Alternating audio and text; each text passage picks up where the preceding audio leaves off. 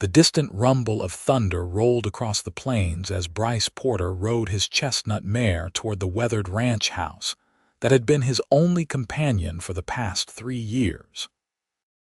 The year was 1878, and the Colorado Territory was still wild and untamed, a place where a man could lose himself, and Bryce had done just that after returning from the war with nothing but nightmares and a chest full of medals nobody cared to see. Rain began to fall in heavy drops as he dismounted in front of the barn, his boots sinking slightly into the mud. Fort Collins was a growing settlement, but Bryce's ranch sat a good 15 miles outside of town, isolated just the way he preferred. The townspeople called him the ghost behind his back, a man who appeared only when necessary and vanished just as quickly, speaking little and revealing less. "Come on, Penny," he muttered to the mare as he led her into the barn. "Let's get you dry before this storm really hits." The interior of the barn was dimly lit by a single lantern he'd left burning that morning. As he removed Penny's saddle, a soft thud from the hayloft above made him freeze. His hand moved instinctively to the Colt revolver at his hip. "Who's there?" His voice cut through the silence like a knife. "I'm armed, and I don't take kindly to trespassers." The only response was the drumming of rain on the roof and another slight shuffling sound from above. Bryce moved silently to the ladder, gun drawn. When he reached the top rung, he raised the lantern slowly, illuminating the space. Huddled against the far wall, wrapped in what appeared to be a torn dress and shawl, was a woman. Her face was partially hidden by tangled blonde hair, but he could see the fear in her eyes, wild, desperate fear that reminded him of cornered animals he'd encountered on hunting trips. "Please," she whispered, her voice barely audible over the rain. "Please don't hurt me." Bryce kept his gun pointed but lowered the lantern slightly. "I'm not in the habit of hurting women, madam, but you're trespassing on my property." She pushed herself further against the wall, wincing as she moved. That's when Bryce noticed the dark stains on her dress, blood, some dried and some fresh. "I'll go," she said, attempting to stand but collapsing back into the hay with a pained gasp. "Just give me a moment." Something in her desperation stirred a long, dormant compassion in Bryce. He holstered his gun slowly and set the lantern down. "You're hurt." It wasn't a question. "And there's a storm coming. Nobody should be traveling in that, especially not someone who can barely stand." She watched him warily, like a wounded fox eyeing a hunter. "Name's Bryce Porter," he said, keeping his distance. "This is my ranch, and you are—" She hesitated, clutching her side. Willa Sutton." "Well, Miss Sutton, I don't know what trouble you're running from, but you need medical attention." He gestured toward the ladder. "My house isn't much, but it's dry and warm. Can you make it down? Why would you help me?" Her voice was suspicious, edged with pain. "Because contrary to what folks around here might say, I'm not completely uncivilized." He offered a half-smile that felt foreign on his face. "And because that storm's about to get worse, and I don't fancy finding a frozen corpse in my hayloft come morning." After a long moment, she nodded and attempted to stand again. Bryce stepped forward cautiously, offering his arm for support. He could feel her trembling as she accepted his help, the warmth of her body a stark contrast to the chill that had settled in his own bones years ago. The trip down the ladder was slow and painful. Twice she nearly fell, saved only by Bryce's steady grip on her waist. By the time they reached the ground, her face had gone pale as milk, and a fresh stain of blood had spread on her dress. "I'm going to carry you to the house," he said, not waiting for permission before lifting her into his arms. She was lighter than he expected, frailer somehow. Willa made no protest, her head falling against his shoulder as consciousness began to slip away from her.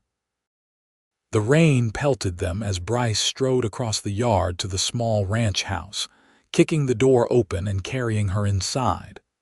The house was sparse but clean, with a main room containing a stone fireplace, a small table with 2 chairs, and a rocking chair near the hearth. Through a doorway was his bedroom, equally austere with just a bed, a chest for clothes, and a small table. Bryce laid Willa on his bed, quickly lighting the lamp on the bedside table. In the improved light, he could see the true state of her torn clothing, a gash along her right arm, bruises forming on her face, and most concerning, the wound at her side that continued to seep blood.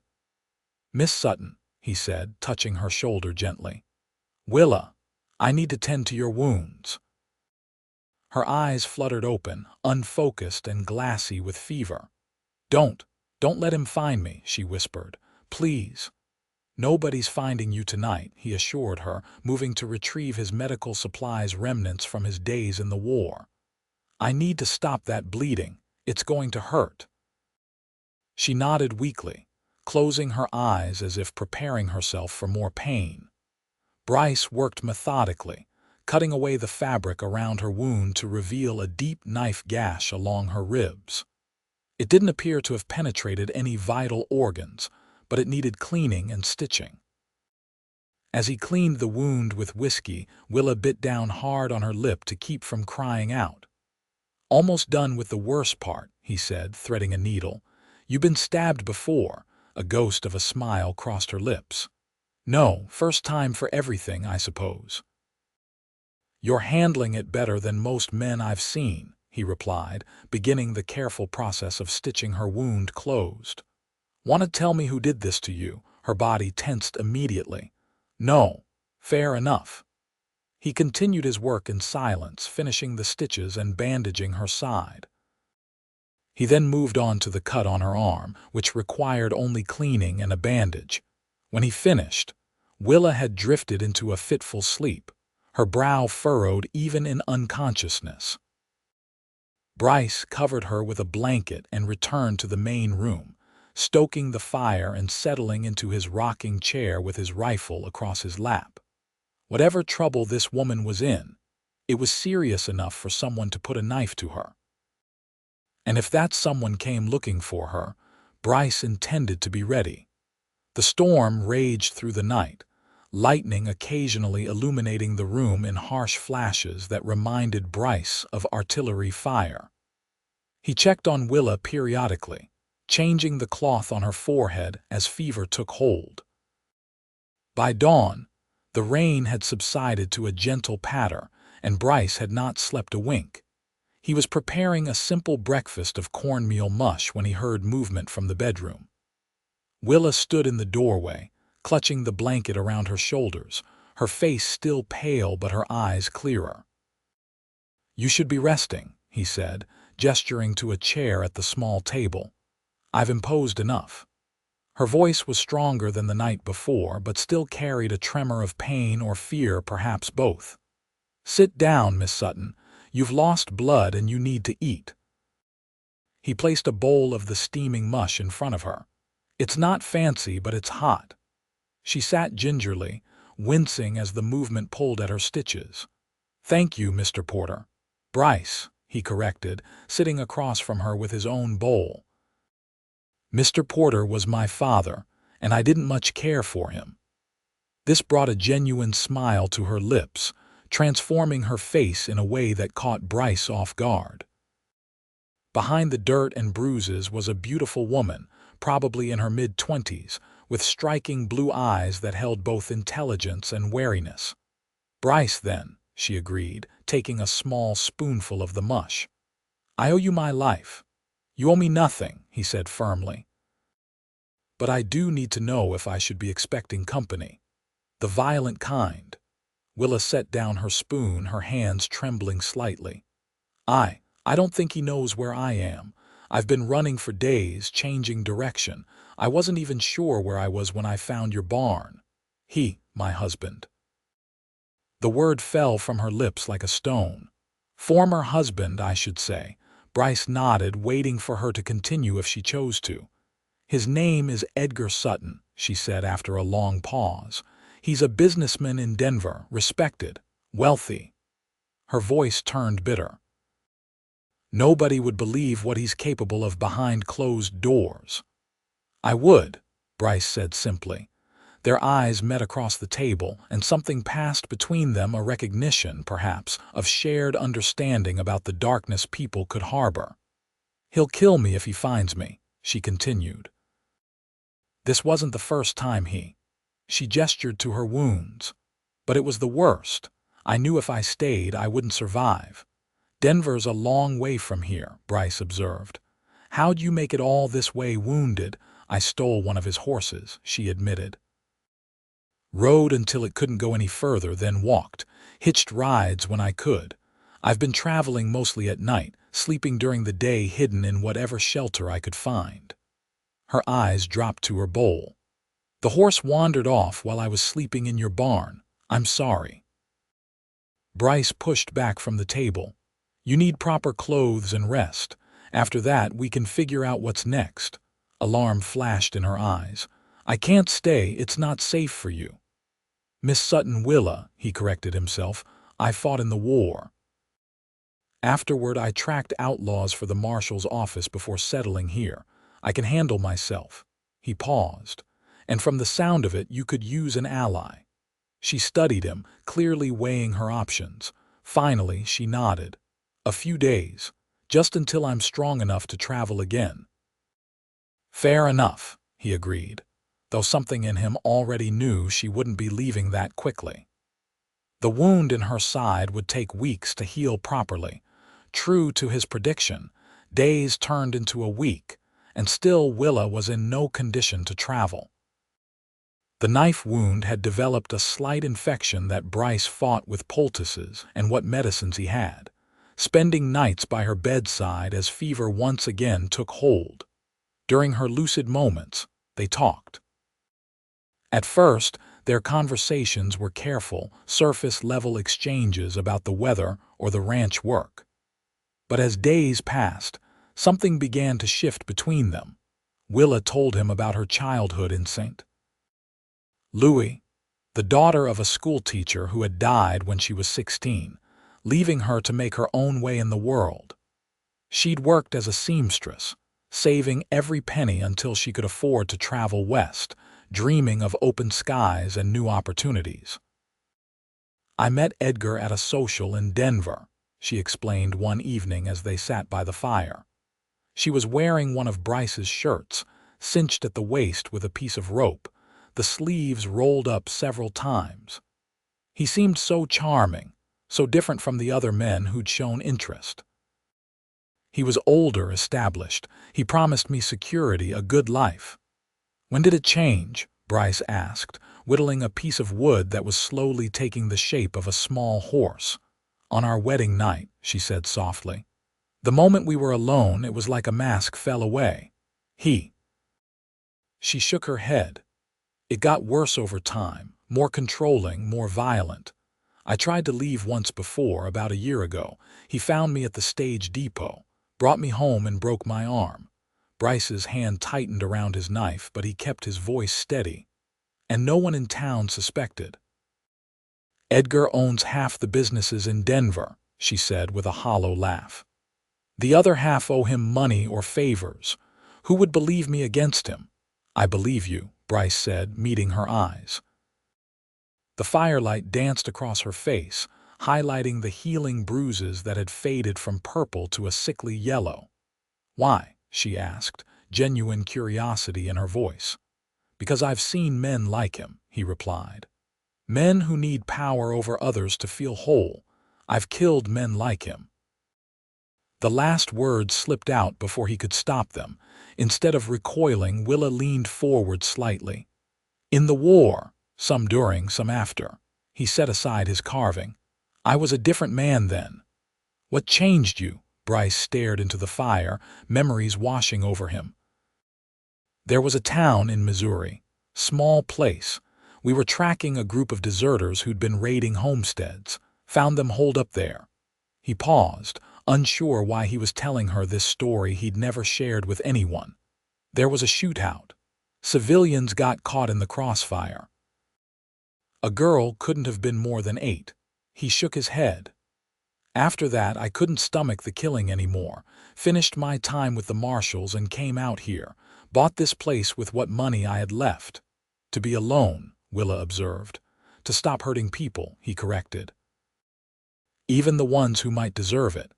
They sat in silence for a while, the fire crackling between them. I should check your bandages, he said finally, standing. Willa rose as well, wincing slightly but moving more easily than she had days before. I can do it myself now. You've done enough.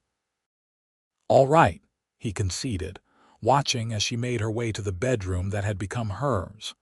His own sleeping arrangements consisted of a bedroll near the fireplace, which suited him fine. He'd slept in worse conditions. As the door closed behind her, Bryce found himself wondering how much longer this arrangement would last. Part of him, a part he'd thought long dead, hoped it would be longer than the few days she'd promised. The next morning, Bryce woke before dawn as usual. He stepped outside to check on the animals, breathing in the crisp autumn air.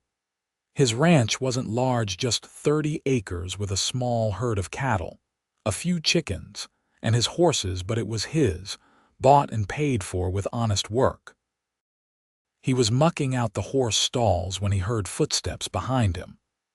Willa stood in the doorway of the barn, wearing the same makeshift outfit from the previous day, her hair pulled back in a simple braid.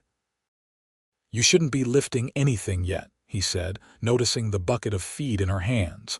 "I'm not an invalid," she replied, setting the bucket down with determined gentleness. "And I don't like being idle. Let me help." He wanted to argue but recognized the stubborn set of her jaw. "Fine. You can feed the chickens. Nothing heavier than that bucket, understood?" She smiled, a genuine expression that reached her eyes. "Yes, sir." That day marked the beginning of a new routine. Willa, despite her healing wounds, insisted on contributing to the daily work of the ranch. She took over cooking duties, proving to be far more skilled in the kitchen than Bryce. She tended the small vegetable garden that had been sorely neglected, weeding and harvesting the last of the summer crops. In the evenings, they would sit together, sometimes talking, sometimes in comfortable silence. Bryce found himself looking forward to these quiet hours, watching the firelight play across her face as she mended one of his shirts or worked on adapting some of his old clothes to fit her slender frame. 2 weeks after her arrival, Bryce needed to make a trip into Fort Collins for supplies. He hesitated to leave Willa alone, but she insisted she would be fine. "I've been shooting since I was 12, she assured him when he offered to leave his spare revolver. "My father believed a woman should know how to protect herself." "Smart man," Bryce commented, impressed when she checked the cylinder with practiced ease. "He was," she agreed, a touch of sadness in her voice. "He would have hated Edgar." "I'm not fond of him myself," Bryce said, securing his saddle bags. "I'll be back before nightfall. Stay inside if you can." The ride to Fort Collins took just over an hour. The town had grown considerably in the past few years, with new buildings springing up along the main street and the railroad construction bringing in workers and business. Bryce kept his hat pulled low as he made his way to the general store, preferring to avoid unnecessary conversation. Mr. Henderson, the store owner, nodded in greeting as Bryce entered. "Porter, been a while." "Been busy," Bryce replied, handing over his list of supplies. As Henderson gathered the items, the bell above the door jingled. Bryce didn't turn, but he caught the reflection in the store window, 3 men entering, trail worn and dusty. "Looking for information," one of them announced to the store at large. "Tracking a woman. Blonde, blue-eyed, pretty when she's not all beat up. Name's Willa Sutton. Runaway wife of a friend of mine in Denver." Bryce kept his expression neutral, continuing to examine a shelf of canned goods as if he hadn't heard. "Haven't seen anyone fitting that description," Henderson replied, returning with Bryce's supplies. "Lot of people pass through, though." Might try the saloon or the hotel. Already did, the man replied, offering a reward for information, $100 to anyone who points us in the right direction. Now Bryce turned slightly, getting a better look at the men. The speaker was tall and lean, with a scar running across his left cheek. His companions were broader, rougher looking, with the unmistakable bearing of hired muscle. "What'd she do?" Henderson asked, his interest clearly piqued by the mention of money. "Stole from her husband. Valuable items." "And she's unwell," the scarred man said smoothly. "Mental instability, dangerous to herself. Her husband's worried sick." The lie rolled off his tongue with practiced ease, and Bryce noticed several people in the store exchanging glances, likely already considering if they'd seen someone matching Willa's description. "That's a shame," Henderson said, wrapping Bryce's purchases. "If I hear anything, where can you be reached?" "We're staying at the hotel for a couple of days," the man replied. "Ask for Jackson." Bryce paid for his supplies and left without drawing attention to himself, his mind racing. These men were clearly hired by Edgar Sutton to find Willa, and they were too close. He needed to get back to the ranch immediately. The ride home seemed to take twice as long as usual, despite pushing Penny harder than he typically would. As the ranch came into view, relief washed over him at the sight of smoke rising from the chimney. But that relief was short-lived.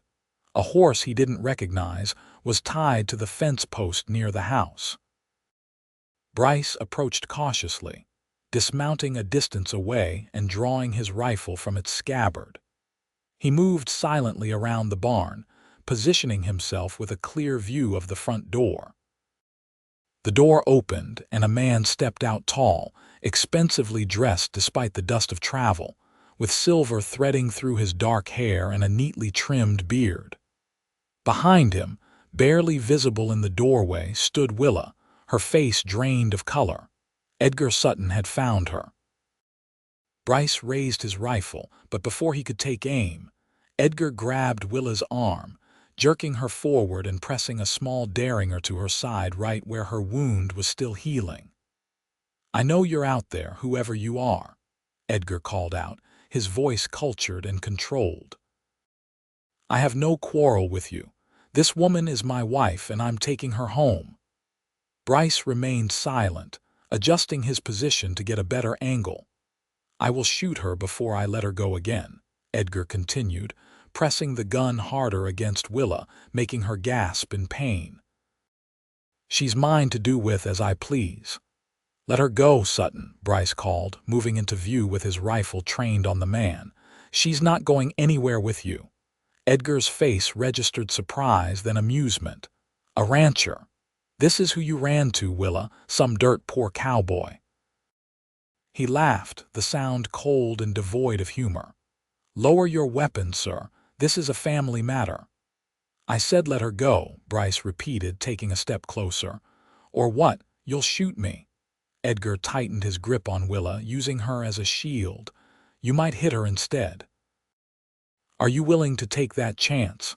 Willa's eyes locked with Bryce's, and in that moment, something passed between them: trust, determination, and something deeper that neither had voiced. "Bryce," she said softly. "It's all right. Listen to her," Edgar said, smirking. "Be smart, cowboy." "Walk away." "I can't do that," Bryce replied, his voice steady. "She's not your property." "She is by law," Edgar snapped, his composure slipping for the first time. "And I will not be made a fool of by a whore who spreads her legs for the first man who the crack of a gunshot cut off his words." But it wasn't from Bryce's rifle. Edgar's eyes widened in shock as he looked down at the spreading red stain on his chest. The small derringer, his own weapon, smoked in Willa's hand, now twisted away from her side and pointed at her husband. "Not anymore," she whispered as he crumpled to the ground. Bryce rushed forward as Edgar fell, kicking away the gun that had dropped from his hand. The man was still alive, blood bubbling from his lips as he stared up at Willa with hatred and disbelief. You'll hang for this," he gasped. "No," Bryce said, checking the wound. The bullet had pierced a lung, possibly his heart. "She won't." Edgar's eyes shifted to Bryce, recognition dawning. I know you."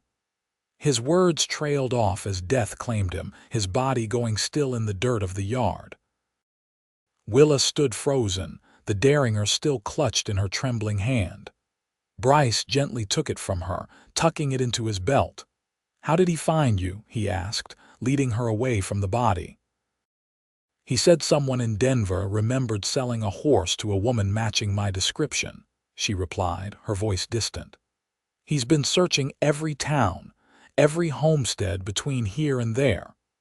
"There are men in town looking for you," Bryce said, guiding her to sit on the porch steps. "3 of them. Hired guns, I expect." "Jackson," she nodded. "Edgar's head of security. The others are probably Wilson and Grice. They do his dirty work." Bryce looked at the body in his yard and then back at Willa.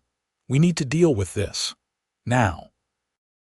"I killed him," she said, the reality of it seeming to hit her all at once. "I killed my husband." "You defended yourself," Bryce corrected her, "but that might not matter to a judge, especially given his standing." He thought quickly, assessing their options. "Those men will come looking when he doesn't return. We need to make it look like he never found you." Understanding dawned in Willa's eyes. "What are you suggesting?" "We bury him deep where nobody will find him," Bryce said grimly. "And then you have a decision to make." He explained his plan as they worked to wrap Edgar's body in an old tarp. They would bury him in a remote corner of the property, beneath a large boulder that had fallen years ago from the nearby ridge. They'd lead his horse far away and set it loose, making it appear he'd continued his search elsewhere. As for Willa, she had 2 choices. Continue running, perhaps to California or Oregon where Edgar's influence wouldn't reach, or stay and build a new life under a different name. "Stay where?" she asked as they finished covering the freshly turned earth with rocks and branches to disguise the grave. "Here," Bryce said simply. "If you want." The sun was setting by the time they returned to the house, both exhausted and dirt-stained. Willa washed Edgar's blood from her hands in the basin, scrubbing until her skin was raw while Bryce prepared a simple meal neither of them had the appetite to eat.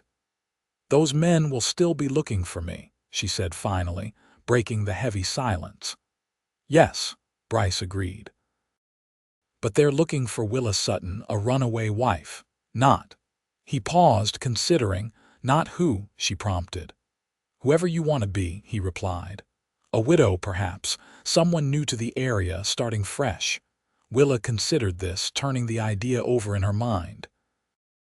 "I could be Willa Porter," she said quietly. "Your widowed sister-in-law come to help after losing her husband." Bryce raised an eyebrow. "That could work, but it would mean living under the same roof in a small town that notices everything. People would talk." "Let them," she said with unexpected fierceness. "I'm tired of living in fear, of hiding." She met his eyes. "Unless you'd prefer I move on once it's safe." The thought of Willa leaving created an unexpected ache in Bryce's chest. These past weeks with her had awakened something he'd thought long dead, a desire for companionship, for a shared life. "No," he said honestly. "I wouldn't prefer that at all." A ghost of a smile touched her lips. "Then I'll stay, as your sister-in-law, for now." The implication of "for now" hung between them, neither ready to address it directly. The next day, Bryce rode into town alone, stopping first at the hotel to gather information. The 3 men, Jackson, Wilson, and Grice, were still there, growing increasingly frustrated by the lack of leads. They had shown Edgar's photograph around town, asking if anyone had seen him, claiming he was searching for his wife and might have passed through. Bryce visited the general store, the saloon, and the sheriff's office, carefully planting the seeds of his story that his brother's widow would be arriving soon to live with him, having lost her husband to fever back east. By the time he returned to the ranch, the groundwork was laid. A week passed with no sign of Edgar's men at the ranch. Willa remained indoors mostly, her side finally healing properly without the strain of ranch work. They developed a comfortable routine, sharing meals and evenings by the fire, talking more openly now about their pasts and tentatively about the future. "I need to go back to town," Bryce said one morning as winter's first frost coated the ground. "You should come with me." "Introduce yourself as Willa Porter." Fear flashed across her face. What if they're still there? Edgar's men. "They left 2 days ago," Bryce assured her, having ridden into Fort Collins briefly the day before. "Word at the saloon is they're heading north, thinking you might have gone to Wyoming territory." Willa considered this. "All right," she agreed finally, "but I have nothing suitable to wear." This problem was solved with a visit to their nearest neighbors, the Wilson family, who lived 3 miles east. Mrs. Wilson, a kind woman with grown daughters who had moved away, was happy to provide some dresses that might fit Willa after alterations. The next day, they rode into Fort Collins together. Willa wore one of Mrs. Wilson's altered dresses, her hair pinned neatly under a borrowed bonnet. She looked different, respectable, composed, though Bryce could see the tension in her shoulders as they approached the town. "Remember," he said quietly as they hitched their horses outside the general store. "You're Willa Porter, my brother's widow from Pennsylvania. You arrived last week to make a new start after his passing." She nodded, taking a deep breath before accepting his arm. They entered the store together, immediately drawing the attention of Mrs. Henderson and the 2 other women gossiping by the fabric counter. "Mr. Porter," Mrs. Henderson greeted, eyeing Willa with undisguised curiosity. "We don't often see you with company." "Mrs. Henderson," Bryce nodded. "This is my sister-in-law, Willa Porter. She's come to stay with me after my brother's passing." "Oh, my dear, I'm so sorry for your loss," Mrs. Henderson said, moving forward to take Willa's hands. "When did this happen?" 3 months ago, Willa replied, her voice steady. "Thomas contracted fever. It took him quickly." The name Thomas had been agreed upon during their preparations, a common enough name that wouldn't raise suspicion. "How terrible," one of the other women commented. "And you've come all the way from Pennsylvania alone. How brave." "I had little choice," Willa said with a sad smile. "With Thomas gone, there was nothing for me there. Bryce kindly offered me a home." The women exchanged glances that spoke volumes. A handsome bachelor and his widowed sister-in-law living alone together would certainly fuel gossip. Bryce had anticipated this. "Mrs. Wilson has been kind enough to visit regularly," he added smoothly. "And Reverend Hayes has promised to call next Sunday." The mention of Mrs. Wilson, a respected matron, and the Reverend seemed to satisfy the women's sense of propriety, at least momentarily. They engaged Willa in conversation about her journey west, while Bryce gathered the supplies they needed. By the time they left the store, Willa had been invited to join the ladies' sewing circle and had promised to attend church the following Sunday. The first step in establishing her new identity had been successfully taken. As winter settled over the Colorado plains, Willa integrated herself into the small community. She attended church, joined the sewing circle, and helped organize the Christmas social. Her gentle manner and obvious intelligence won her friends, while her status as a recent widow kept potential suitors respectfully distant. At the ranch, her relationship with Bryce evolved slowly.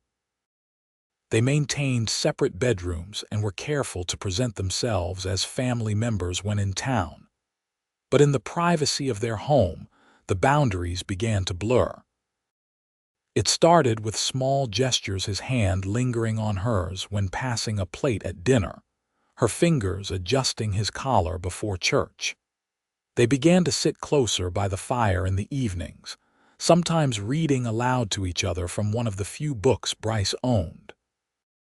On Christmas Eve, after returning from the town's celebration, Bryce presented Willa with a small carved wooden box.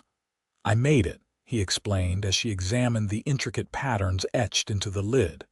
"For your things." Inside, nestled on a piece of velvet, was a silver locket. Willa gasped softly as she lifted it. "It was my mother's," Bryce said. "The only thing of hers I kept." "Bryce, I can't accept this," she protested, though her fingers traced the delicate filigree work lovingly. "You can," he insisted. "She would have wanted you to have it." Willa opened the locket, finding it empty. "Thank you," she whispered, meeting his eyes. "I'll treasure it," I thought. He hesitated, uncharacteristically uncertain. "Maybe someday we could put something in it, a memento of your new life." The implication wasn't lost on Willa. Her new life with him. She moved closer, hesitating just a moment before leaning in to press a soft kiss to his cheek. "I'd like that," she murmured.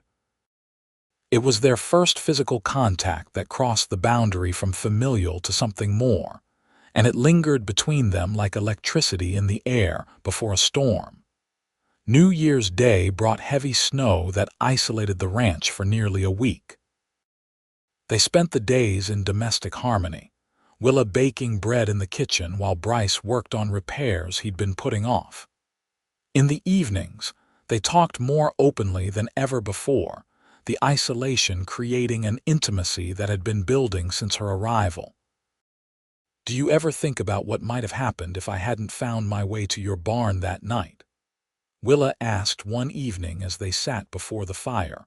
A rare bottle of wine opened between them, a gift from Mrs. Wilson for the new year.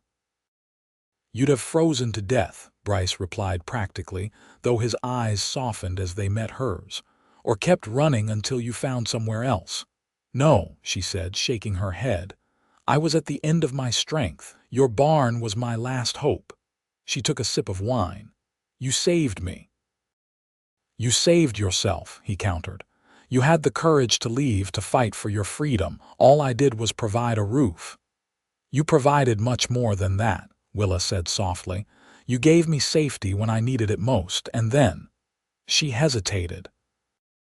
"Then you gave me something I never expected to find again." "What's that?" he asked, his voice low.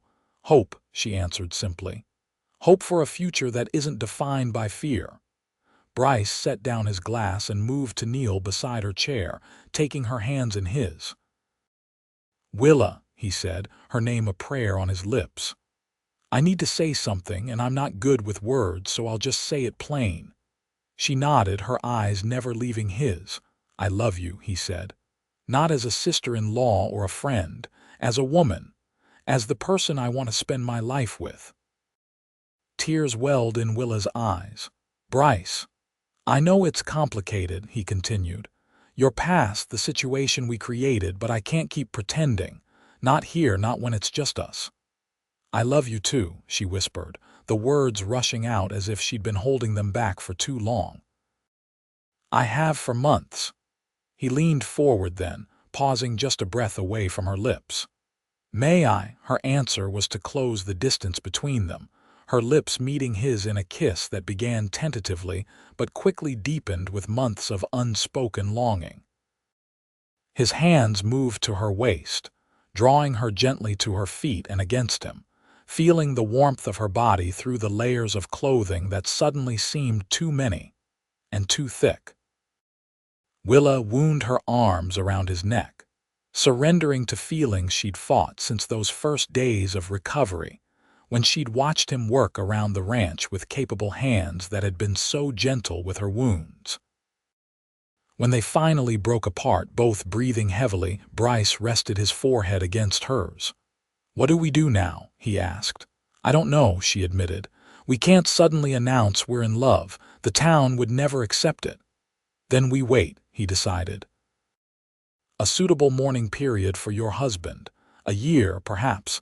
Then we could marry without raising too many eyebrows. A year, she repeated, a smile spreading across her face. Can we maintain this charade for that long, in public, he said, brushing a strand of hair from her face. In private, I don't intend to pretend anymore. That night, Willa moved from the spare bedroom to Bryce's, and they discovered each other fully for the first time. For Willa, it was a revelation that physical intimacy could be gentle, respectful, and filled with genuine affection rather than the painful duty it had been with Edgar. For Bryce, it was a homecoming he'd never expected to find a connection that healed parts of him he'd thought permanently broken by war and the lonely years that followed. As winter gave way to spring, they settled into their dual lives, respectable family members in town, devoted lovers at home. Willa flourished, the last shadows of fear fading from her eyes as she became more confident in her new identity and her place in the community. Bryce found himself smiling more, speaking more, engaging with neighbors he'd previously avoided. The townsfolk remarked on the change in him, attributing it to the positive influence of family. In late March, nearly 6 months after Willa's arrival, trouble finally found them. Bryce returned from checking fence lines to find Willa ashen-faced at the kitchen table, a newspaper spread before her. "What is it?" he asked, immediately concerned. She pointed wordlessly to a small article. The headline read, "Denver businessman still missing." The article detailed the ongoing search for Edgar Sutton, who had disappeared the previous autumn while searching for his mentally unstable wife. A substantial reward was being offered for information leading to his whereabouts, and the article mentioned his last known location as being somewhere near Fort Collins. "They're not giving up," Willa whispered. "His business partners, his family, they'll keep looking." Bryce read the article carefully. "This changes nothing," he said firmly. "They have no reason to connect his disappearance to us. We've been careful." "What if someone remembers seeing him ride in this direction?" Willa pressed. "What if they find his body?" "They won't," Bryce assured her, though a flicker of doubt crossed his mind. "And even if someone did see him, there's no evidence he ever arrived here." But the article had shattered their sense of security. That night, for the first time since their relationship had changed, Willa returned to the spare bedroom, claiming a headache. Bryce lay awake, listening to her pace the floor across the hall, wondering if their brief happiness was about to be destroyed. The next morning he found her at the kitchen table, eyes red from crying but expression determined. "I need to leave," she announced. "It's the only way to ensure your safety." "No," Bryce said immediately. "We face this together." "Bryce, if they find out what happened, you'll hang alongside me," she argued. "I won't let that happen." "And I won't let you run again," he countered, sitting across from her and taking her hands. "Willa, listen to me. Running now would only draw suspicion. We've established your identity here. You're respected, liked. If you suddenly vanish, people will talk, ask questions." She withdrew her hands, standing to pace the small kitchen. "Then what do we do? Wait for them to find his body? For someone to remember seeing him that day?" "We stick to our plan," Bryce said. "In 6 more months, we announce our engagement. A respectable amount of time will have passed since your husband's death. We marry, and eventually, the search for Edgar Sutton will fade as other news takes precedence. And if it doesn't, then we face whatever comes," he said, rising to catch her hands again. "Together, I won't lose you, Willa, not to fear, not to the past." She searched his face, finding the unwavering determination that had first drawn her to him. Slowly, she nodded. "Together," she agreed. The next few weeks were tense, both of them watching for any sign that suspicion had fallen on them. But life in Fort Collins continued normally. The spring cattle auction came and went, with Bryce getting good prices for his small herd. Willa's vegetable garden flourished, and she became known for her preserves and baked goods, which she sold at the general store for extra income. By May, the newspaper articles seemed forgotten, and they began to relax again.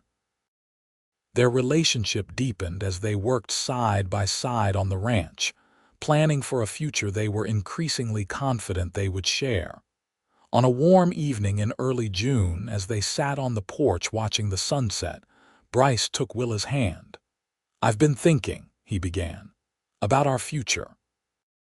"What about it?" she asked, leaning her head on his shoulder. "I want more than this small ranch," he said. "I want to build something meaningful for us and maybe," he hesitated, "for a family someday if you want that." Willa lifted her head to look at him, surprise and pleasure mingling in her expression. "A family, children," he clarified, a slight flush coloring his tanned face. "Our children." The thought had never occurred to Willa. Her marriage to Edgar had been childless, something she'd been secretly grateful for given his violent nature.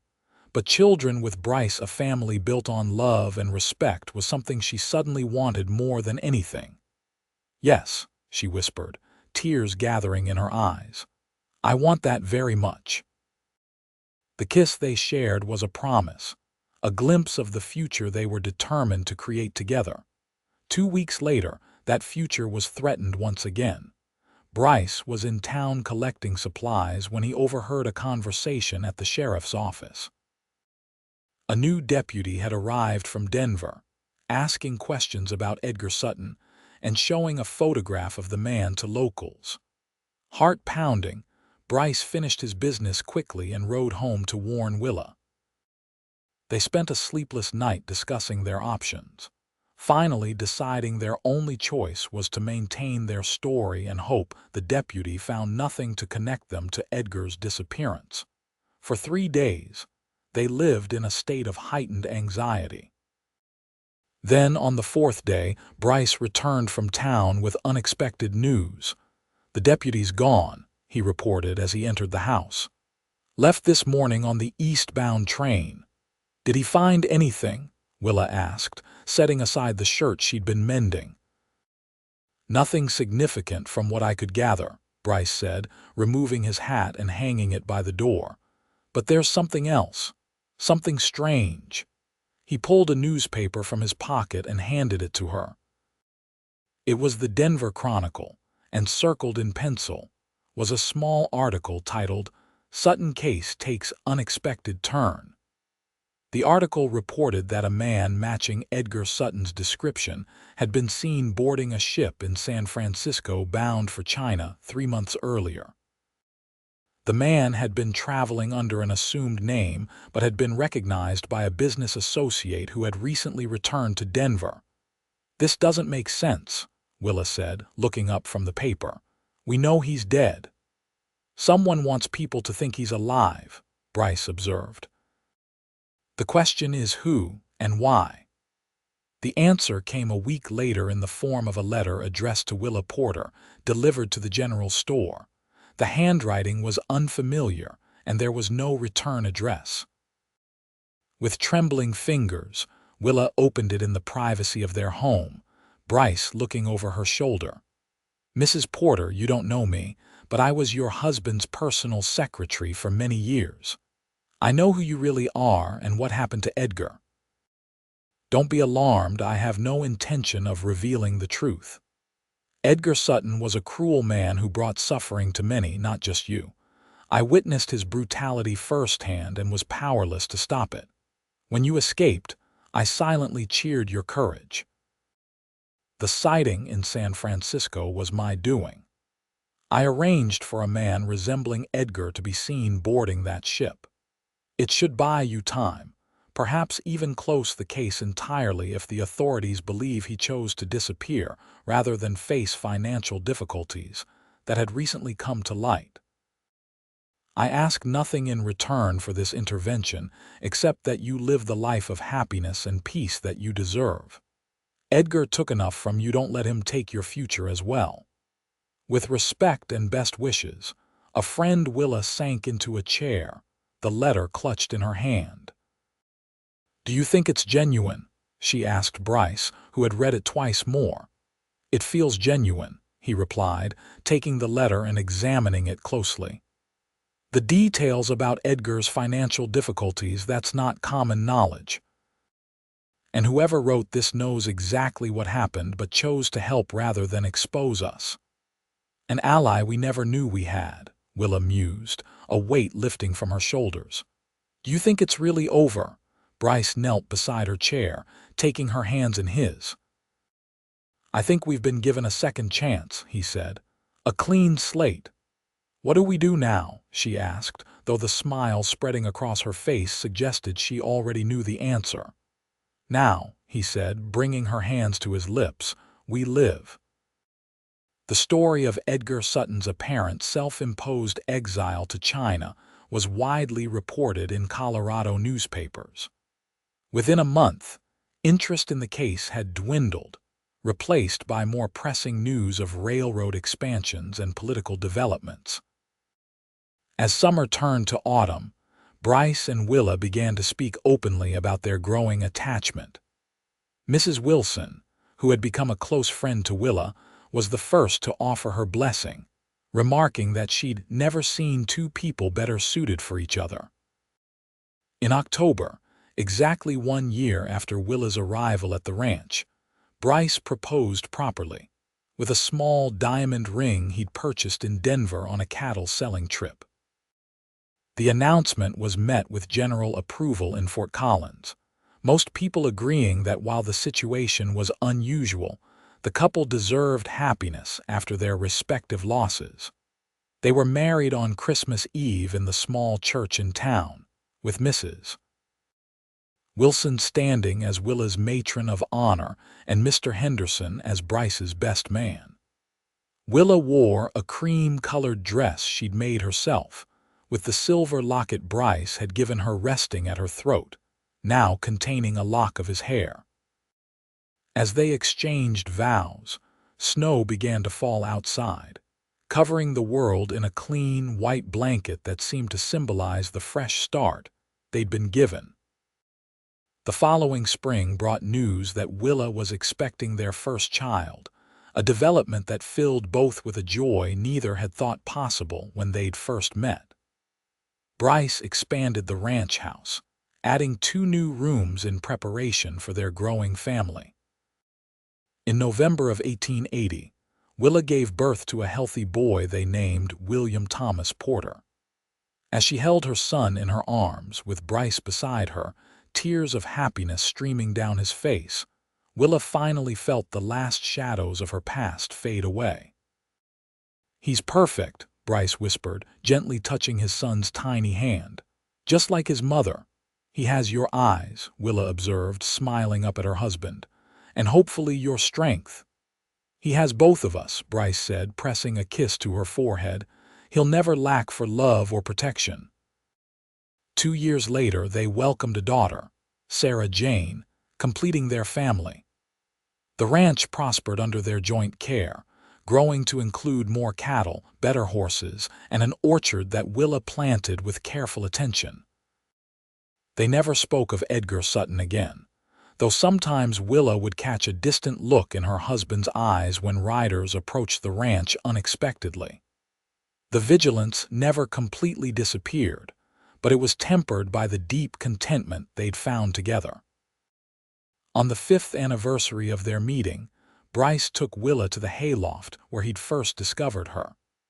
They'd converted part of the barn into a tack room and storage space, but the loft remained largely unchanged. It seems smaller now, Willa commented, looking around at the space that had once been her desperate hiding place. Does it bring back bad memories? Bryce asked, concerned. She shook her head, smiling as she turned to him. No, it reminds me of beginnings. Of finding hope when I thought all was lost. She touched his face gently. Of finding you. Bryce pulled her into his arms, marveling at how perfectly she fit against him, even after all this time. Do you ever regret it, coming here, everything that happened after? Not for a moment, she said firmly. Every step, every decision led us here to this life we've built together. She kissed him softly. I wouldn't change a thing. As they descended from the loft, hand in hand, they could hear their children's laughter floating across the yard. William, now almost 4, was chasing a puppy Bryce had brought home the week before, while Sarah Jane toddled after them, determined not to be left behind. Neither would I, Bryce said, watching his family with a heart full of gratitude. Not a single thing. The lonely cowboy and the woman running from her past had found in each other not just a refuge, but a home one built on trust, respect, and a love that had healed them both, allowing them to create a future neither had dared to imagine. And as the sun set over their ranch, painting the Colorado sky in shades of gold and crimson, Willa knew with absolute certainty that she had finally found where she belonged.